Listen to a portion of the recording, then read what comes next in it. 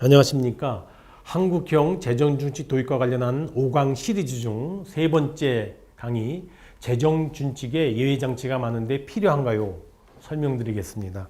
이 강에서 우리 한국형 재정준칙 산식으로서 60%분의 국가채무비율, 그리고 마이너스 3%분의 통합재정수지 비율의 결합선이 1.0보다 작거나 같다라고 하는 한국형 준칙을 제시한 바가 있습니다. 필요시에 재정이 제 역할을 다할 수 있도록 이와 같은 준칙에 대한 예외장치, 보완장치를 도입하고자 합니다. 두 가지입니다.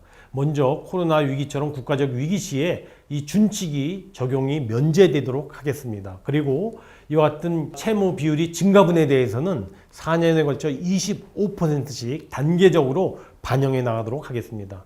둘째, 심각한 경기 둔화로 판단될 경우에는 산식 중에 통합재정수지 마이너스 3%를 마이너스 4%까지 1%포인트 완화할 수 있도록 장치를 마련하였습니다. 이와 같은 예외 조치에 대해서는 엄격하게 그 요건을 설정하여 운영해 나가겠습니다. 먼저 면제의 경우 코로나 위기 수준의 심각한 국가 위기가 발생했을 경우에 적용하도록 하고, 완화의 경우에도 GDP라든가 고용 등 일정 지표가 특정한 요건에 부합했을 경우에 적용해 나가도록 하겠습니다. 특히 전문가라든가 국회 등과 협의하여 예외 요건을 설정함으로써 남용이 없도록 정부도 해 나가겠습니다.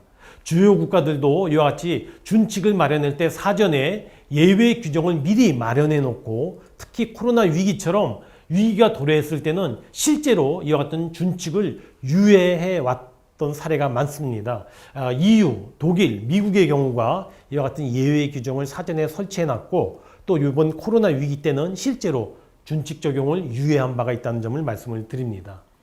이와 같은 예외 장치에 대해서 제가 한 4가지 정도의 Q&A로 추가 설명을 드리고자 합니다. 먼저, 예외가 많아서 느슨한 건 아닙니까? 예외가 없을 경우에는 정말 위기 시에 재정이 제 역할을 할 수 없을 수도 있습니다. 우리처럼 대외 의존도라든가 변동성이 높은 경제에는 경제 충격의 완화를 위하여 재정이 위기 시에 제 역할을 할 수 있도록 담보해야 합니다. EU라든가 독일 등 주요국에서도 이와 같은 예외 조항을 두는 이유가 그 대표적인 예입니다. 이와 같은 예외 요건을 적용 혹시 정부가 마음대로 하는 것 아닙니까? 앞서 말씀드린 것처럼 자의적으로 운용되지 않도록 요건을 명확하게 설정할 것입니다. 특히 전문가협의나 국회 논의를 거쳐서 이러한 예외 요건을 설정하도록 하겠습니다. 그리고 실제로 설정된 예외 요건에 해당되는지 여부에 대한 판단도 투명하고 또 신중하게 결정해 나가도록 하겠습니다.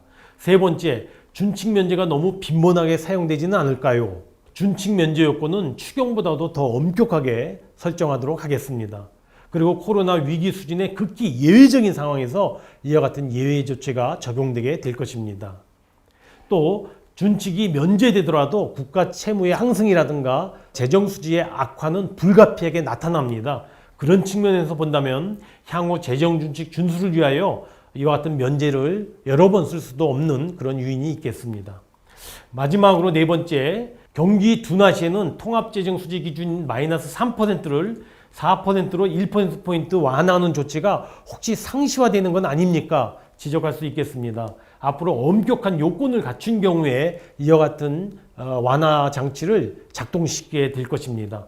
완화 요건이 해당되는지 여부를 판단할 때 투명하고 진중하게 검토하도록 하겠습니다. 특히 상시적인 적용을 방지하기 위하여 이와 같은 한도 완화 장치는 최대한 3년만 연속해서 적용할 수 있도록 하고, 그 이상은 적용할 수 없도록 조치를 했습니다. 코로나 위기, IMF 위기와 같이 지극히 예외적인 상황에서 이와 같은 재정준칙의 예외 장치가 작동되도록 하겠습니다. 감사합니다.